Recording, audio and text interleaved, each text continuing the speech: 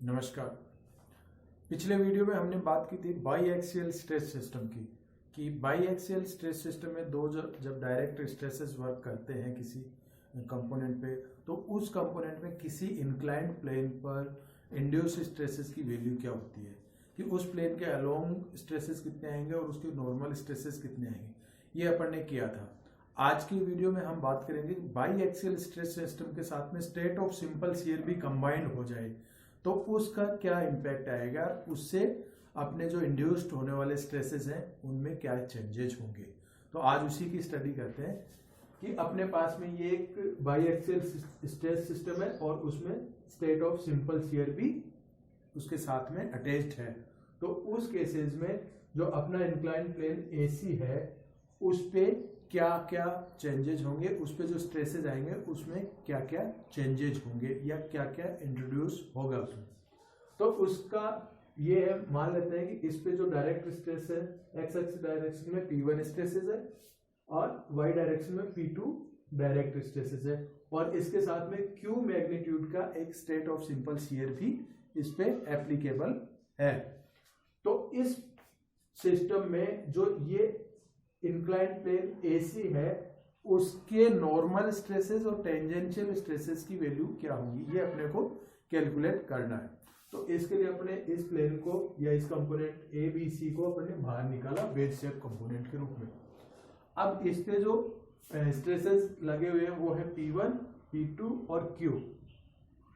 तो वो ही प्रोसेस अपने अडॉप्ट करेंगे कि इस कंपोनेंट पे जो फोर्सेस लगे हुए हैं, नॉट स्ट्रेसेस, स्ट्रेसेस को अपने रिजोल्व नहीं कर सकते हैं तो स्ट्रेस को पहले फोर्स में कन्वर्ट करेंगे और फोर्स में कन्वर्ट करके ही उसको रिजोल्व करेंगे। तो ये जो प्लेन है ए सी, तो इसके अलोंग और इसके नॉर्मल अपने को उस फोर्सेस को रिजोल्व करने हैं। तो फोर्सेस में कन्वर्ट करने के लिए अपने मानते हैं कि ये जो अपना कंपोनेंट है इसकी डेप्थ है वो यूनिट है, यानी कि इसकी इकाई डेप्थ मान के अपने सारे कैलकुलेशन करते हैं। तो सबसे पहले नॉर्मल फोर्सेस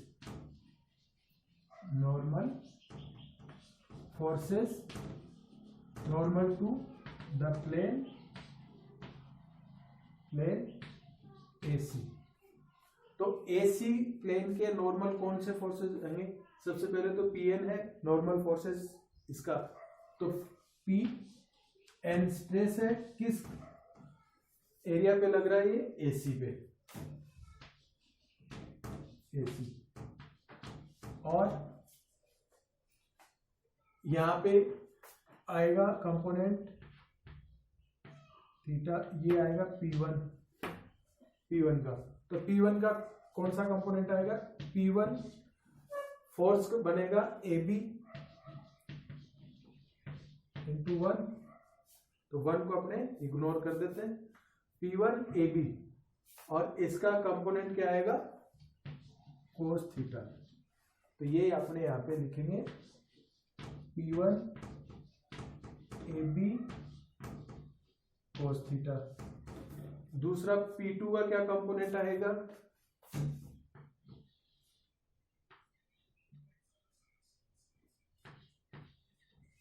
P2 का क्या कंपोनेंट आएगा? P2 BC, ये तो फोर्स हो गया और इसका कंपोनेंट आएगा sign theta plus P2 BC sine theta. और Q का एक कंपोनेंट तो ये आएगा, ये Q BC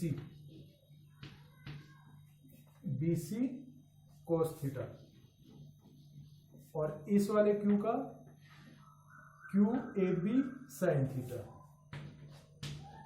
QAB sign theta. तो ये दोनों कंपोनेंट यहाँ पे BC cos theta plus QAB sign theta. अब Pn इक्वल्स टू AC से थ्रू आउट इसमें डिवाइड कर देंगे, P1 AB upon AC cos theta plus P2 BC upon AC sin theta plus Q BC upon AC cos theta plus Q AB upon AC sin theta. और यहां इस triangle में AB upon AC equals to cos theta और BC upon AC equals to sine theta. यहां इनमें ये value put करेंगे तो P1 cos square theta plus P2 sine square theta plus Q sine theta cos theta plus Q cos theta sine theta. तो ये दोनों एक ही चीज है, तो ये 2 टाइम्स हो जाएंगी। ये होगी P1। अब यहाँ पे पहले की तरह अपने cos स्क्वायर थीटा और साइन स्क्वायर थीटा की वैल्यू 2 थीटा के रूप में रख देंगे। तो अपने पास में क्या है,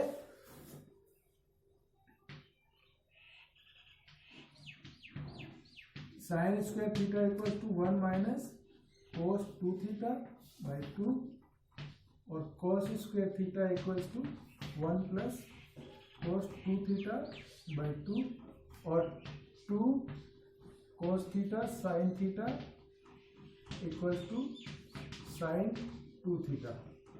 ये दोनों मिलके तो बन गए 1 और 1 2, 2 sine theta cos theta equals to Q sine 2 theta. तो इस पूरी टर्म को अपने लिख देते हैं Q साइन 2 थीटा और यहाँ पे P1 1 plus cos 2 theta divided by 2 plus P2 1 minus cos 2 theta divided by 2। अब इसको अपने सॉल्व करते हैं।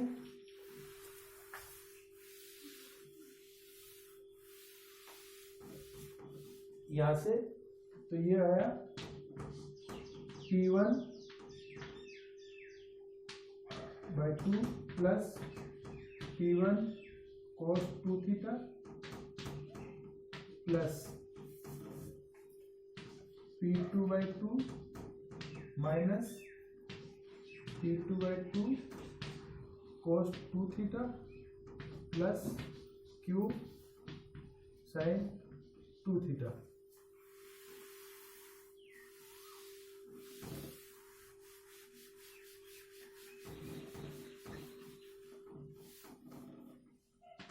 अब ये टर्म और ये टर्म दोनों साथ ले ले, P1 प्लस P2 बाई 2 और यहाँ से cos 2 थीटा कॉमन ले लें, तो P1 minus P2 by 2 cos 2 theta plus Q sine 2 theta. ये हो गया Pn।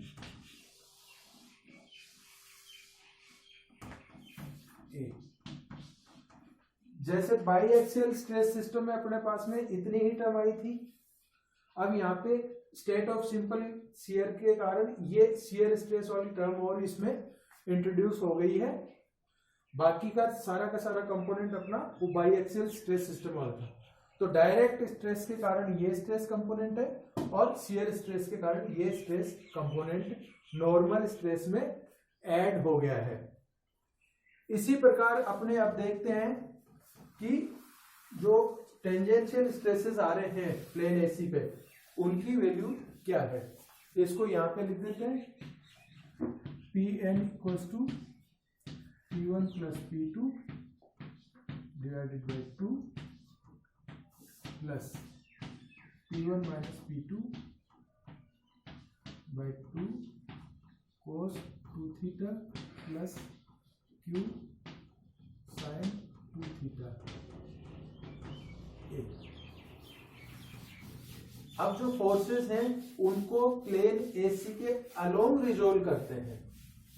तो अलोंग रिजोल्व करेंगे तो अपने पास में कौन कौन से फोर्सेस आएंगे। अपवर्ड डायरेक्शन में तो पीटी है और किस प्लेन पे लग रहा हो, एसी पे। फिर P1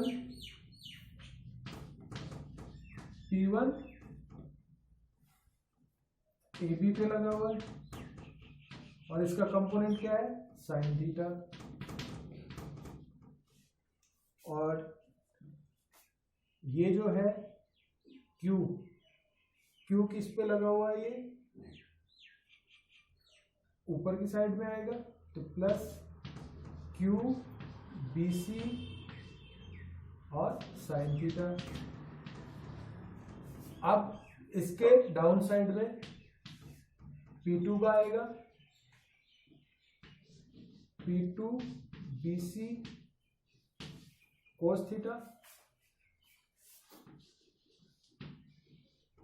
और इसका इस Q का plus Q AB cos theta Q AB cos theta. अब इनको सबको इधर ले लेंगे और PT को इधर रखेंगे तो PT equals to PT AC equals to P2 BC cos theta minus P1 AB sine theta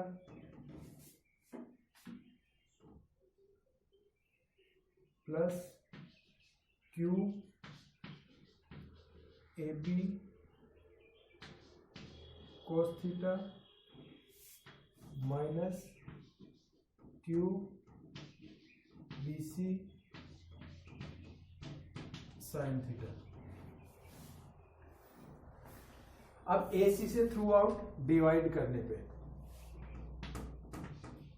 P2 BC upon AC cos theta minus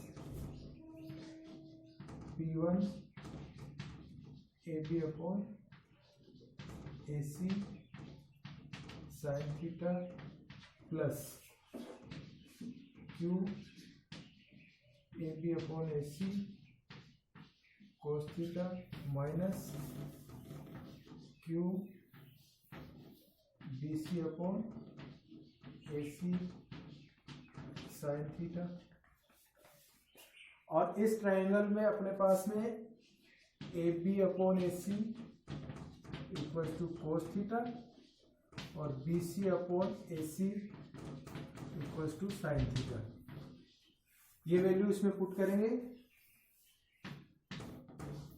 P2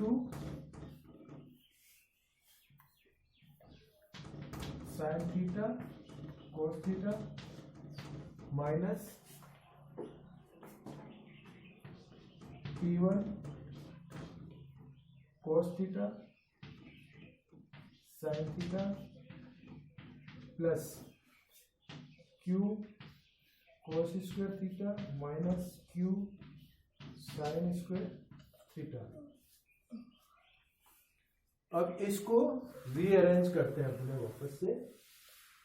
तो रीअरेंज करेंगे तो अपने पास में P2, ये क्या हुआ साइन थीटा कोस थीटा, तो साइन 2 थीटा बाई 2, तो ये हो गया साइन 2 थीटा। ऐसे ये हो गया minus P1 by 2 sine 2 theta. तो फिर इसमें अब देखिए ये यहाँ पे Q कॉमन ले लिया, Q कोस square theta minus sign square theta. तो अब ये टर्म अपने पास में क्या होगी,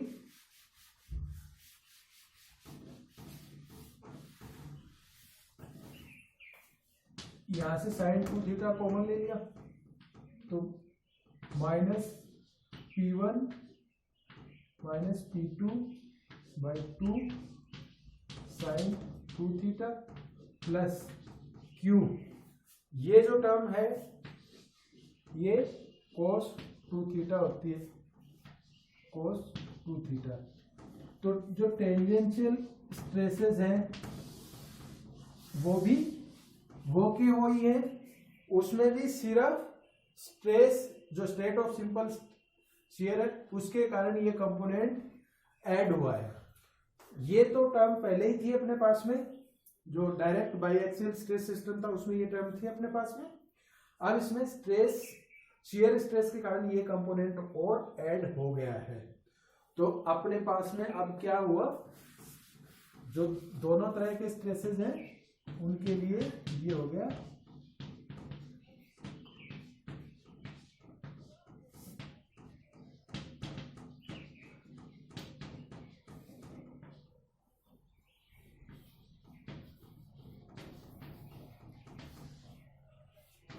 ये जो अपनी इक्वेशन है दोनों, ये सिंपल स्ट्रेस सिस्टम जो है और जो स्टेट ऑफ सिंपल स्ट्रेस है शियर स्ट्रेस है उसके कारण जो इंक्लाइन प्लेन है AC उस पे नॉर्मल स्ट्रेस और टेंजेंशियल स्ट्रेसेस के वैल्यू को बता रहा है।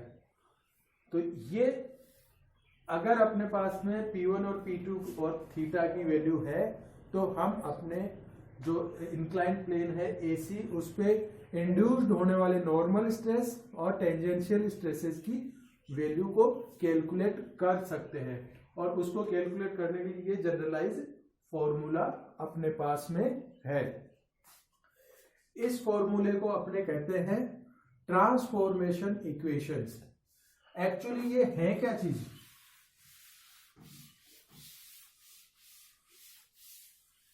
ये है अपने पास में डायरेक्ट स्ट्रेसेस और ये है शियर स्ट्रेसेस। तो ये तो हो गया P डैश और ये Q डैश।